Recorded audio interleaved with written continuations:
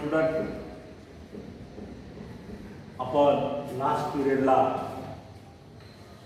जो चॅप्टर चालू केला होता,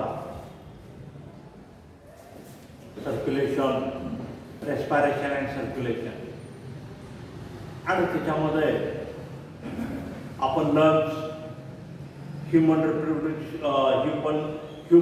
रेस्पायरेटरी सिस्टीम आणि त्याच्यामधले जे ऑर्गन्स आहेत, हे सगळे ऑर्गन्स आपण त्याच्यावर बघितलं. त्या प्रत्येक ऑर्गनचं कार्य काय आपण बघितलं. आणि आज आपल्याला प्रत्यक्ष आपल्या शरीरामध्ये कशा पद्धतीचं रेस्पायरेशन होतं ते बघतो, म्हणजे मेकॅनिझम ऑफ रेस्पायरेशन. आता रेस्पायरेशन म्हणजेच काय? आपण एक जनरली असा विचार करतो की श्वास घेणे, श्वास सोडणे, आत घेणे, बाहेर सोडणे, त्याला आपण रेस्पायरेशन म्हणतो. पण respiration is a biologically process involving by exchange of gases. म्हणजे आपल्या शरीरामध्ये जे गॅसेस आहेत त्या गॅसेसची एक्सचेंज करणे, बदल करणे. The atmosphere of lungs and result to the function of ATP in including by the following process. मग अशा पद्धतीमध्ये आपलं जे लंग आहे, त्या लंग मध्ये बाहेरचं जे वातावरण आहे, त्या वातावरणावर आपलं रेस्पायरेशन अवलंबून असतं. आपल्या शरीरामधल्या एनर्जीवर रेस्पायरेशन अवलंबून असतं. आपण जास्त रनिंग केलं आणि दम लागला म्हणजेच काय होतं, लगेच आपलं हार्टबीट वाढतं, श्वास दम लागतो, की जेणेकरून आपल्या लंग्सला ऑक्सिजन कमी पडतं, म्हणजेच दम लागतो. तर अशा पद्धतीमध्ये जे मेकॅनिझम आपल्या शरीरामध्ये चालत असते, त्याच्यामध्ये ब्रीथिंग म्हणतो आपण, एक्सटर्नल रेस्पायरेशन, इंटरनल रेस्पायरेशन आणि सेल्युलर रेस्पायरेशन, हे जे 4 प्रकार आहेत. नंबर 1 आहे breathing,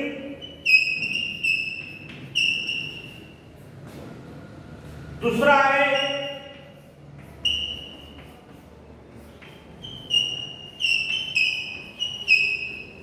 external respiration,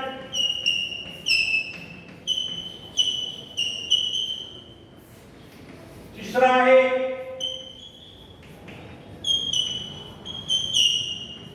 internal respiration, आणि चौथं जे डी ज्याला आपण म्हणतो ते आहे cellular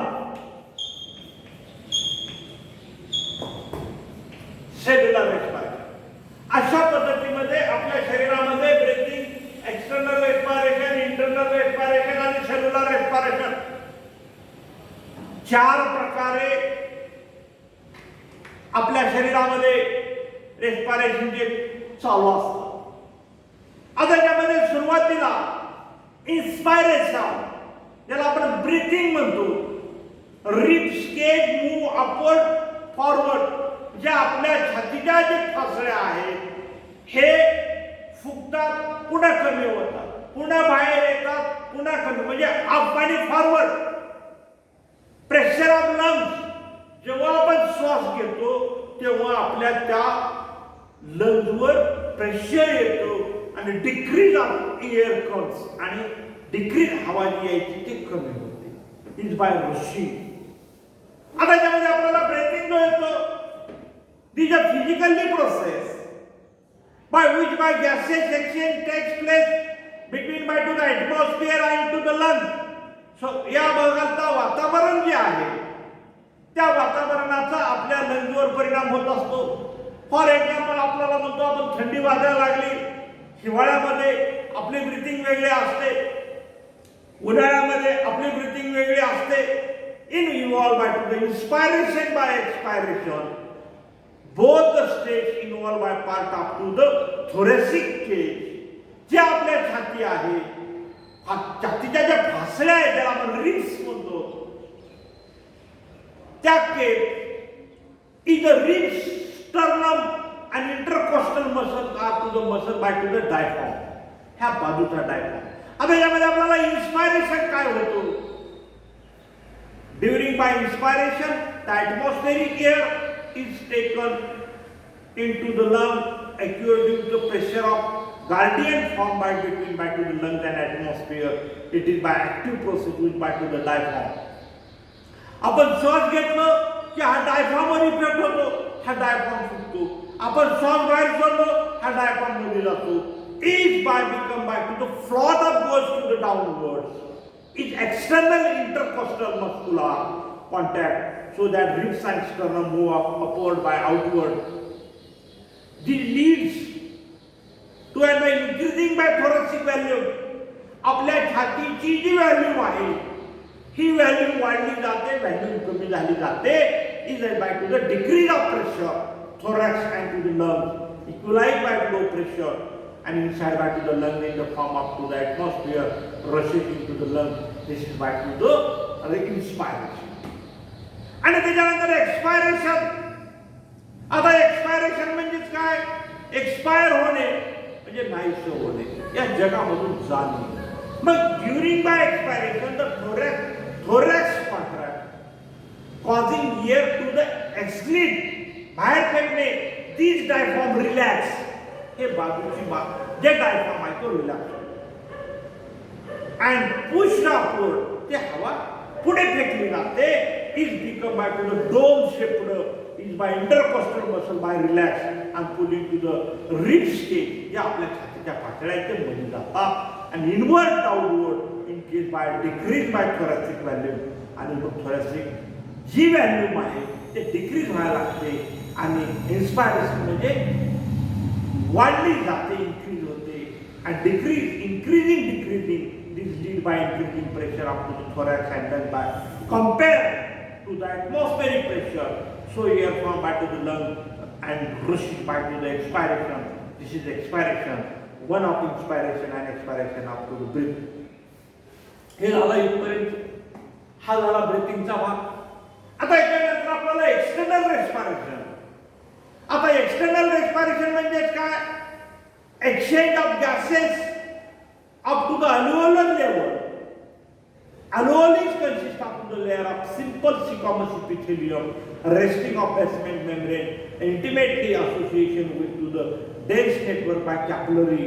The capillary wall are also made up to the simple squamous epithelium resting on thin basement membrane. Both of layer by have a similar structure and are thin walled by together they make up to the respiratory member from to the which gases exchange occur by between by to the alveoli air and by to the blood. The diffusion of gases. The diffusion of gases will be takes place from by to the area higher parenteral pressure to and by area up to the lower parenteral pressure until by parenteral pressure into the two region of reaches by equilibrium, and this portal by to the portal pressure up to the carbon dioxide up to the blood enter and back to the pulmonary capillary is by 45 mmHg while by parenteral pressure by carbon dioxide 45 mmHg Hg by while by parenteral by to the carbon dioxide alveoli air by to the 14 mmHg. Due to this difference by carbon dioxide diffuse from by to the capillary into the alveoli. And similarly, by partial by pressure of the oxygen and blood, pulmonary capillary by to the 14 mmHg, alveolar blood by to the 104 mmHg due to the different oxygen diffusion from alveoli by to the capillary. हे इथपर्यंतचा भाग आपल्याला.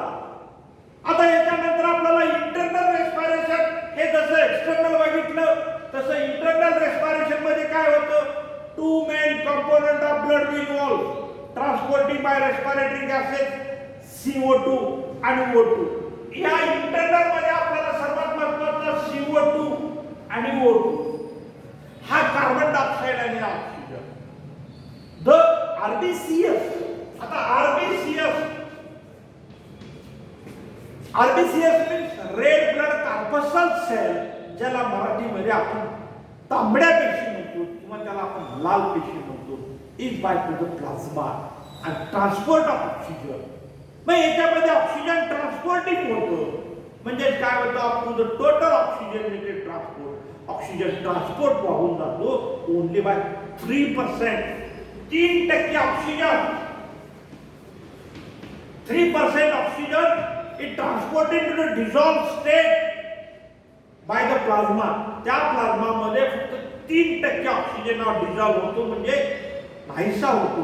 आणि तीच remaining 97 जे राहिलेला जो आहे हा 97% 97% bound by to the haemoglobin. हा कशामध्ये HB. HB means haemoglobin present by RBCs. म्हणजेच काय होतं, त्या रेड ब्लड कॉर्पस्कल सेल्स मध्ये म्हणजे ह्या RBC मध्ये हा 97% इन्व्हॉल्व होतो. मग haemoglobin as bye to the respiratory carriers. Haemoglobin हा त्या रेस्पिरेशन मधला कॅरियर्स आहे, वाहून नेण्याचा एक घटक आहे. It goes by to the high affinity for to the O2 and to the combined to the form of oxyhaemoglobin. आणि त्यालाच काय म्हणतो, ऑक्सिहिमोग्लोबिन. म्हणजे O2HB is theoretically the molecular of HB by to the 4 ferrous each will by to the pick up to the molecular up to the oxygen. म्हणजेच काय म्हणतो त्याला आपण, म्हणजे त्याला आपण अशा पद्धतीची रिएक्शन आपण त्या ठिकाणी दाखवून देतो की HB plus 4O2 is equal to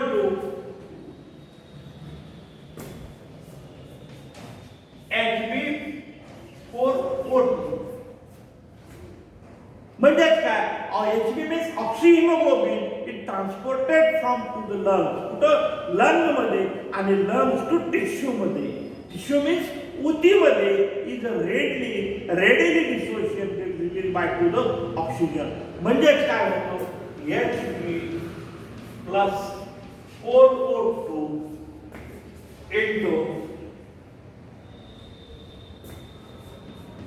HB plus 4O2. अशा पद्धतीमध्ये however to the degree of to the saturation up to the hemoglobin and O2 depends on to the O2 tension by PPO2 is by 100% saturation of rare and a maximum saturation 95 to 97 at to the PPO2 is by lowly at to the 100 mmHg degree up to the saturation degree decrease with to the drop up to the PPO2 beginning by association by to the HbO2 and by 30 mmHg PPO2 only 50% up to the saturation be maintained by relation between by to the HbO2 saturation and oxygen tension by PPO2 is called as to the oxygen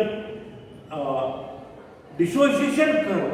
This oxygen and hemoglobin dissociation by sigmoid curve is by to the shifted toward by to the right due to the increasing by H concentration, increasing by PpCO2 is rise by temperature and rising to the DPG is a 2,3 difluoroglycerate from by to the RBCs delivered by glycolysis.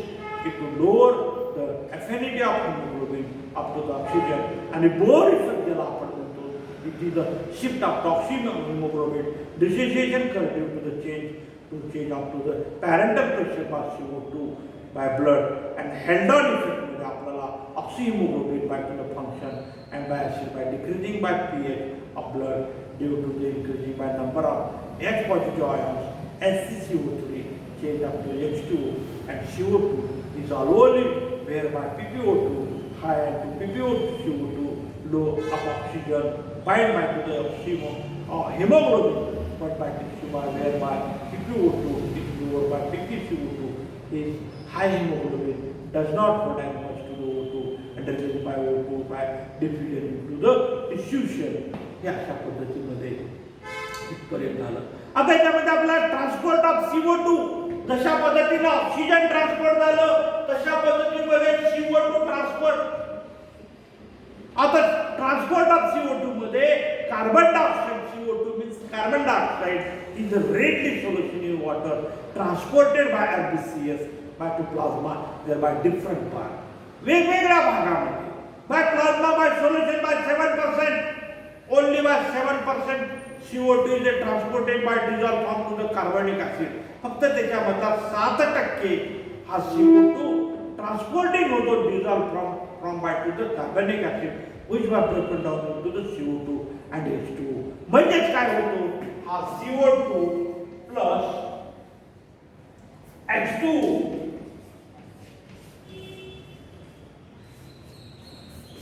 is equal to H2 CO2 CO3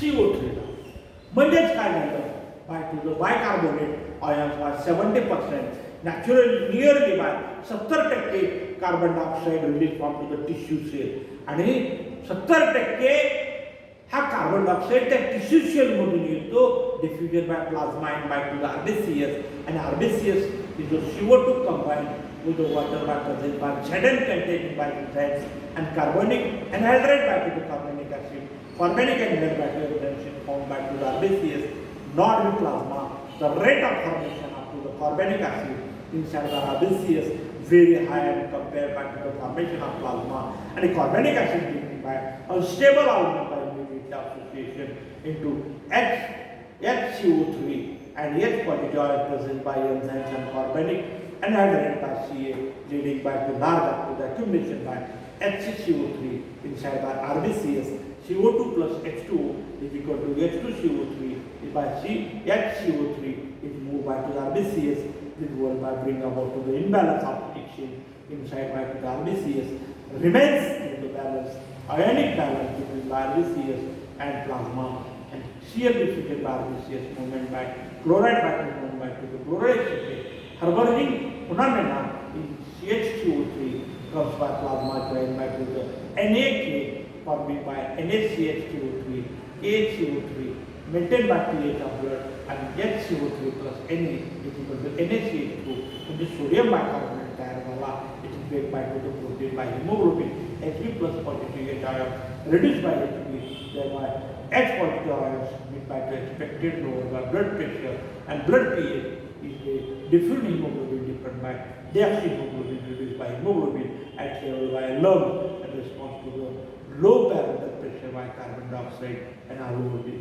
by to the hydrogen ions is by to the this bicarbonate ions by to the recombination of carbonic acid influenced by to the combined by to the anhydride is by to carbon dioxide of water H positive ions HCO3 CaCH2 by to the CO2 plus H2O and by red blood cell is by 23% by carbon dioxide जवळपास RBCS आहे जे तांबड्या पेशी आहे त्याच्यामधल्या carbon dioxide bind by to the amino group आणि haemoglobin by loosely bond by to the compared by carbohaemoglobins by molecular activity decomposing the region by to parental pressure is a carbon dioxide by PpCO3 is low alveolar region by released by the carbon dioxide HbCO3 is to HbCO3 हे इथपर्यंत झालं. आता उद्याच्या पिरियडला आपल्याला cellular respiration हे आपण उद्याच्या पिरियडला cellular respiration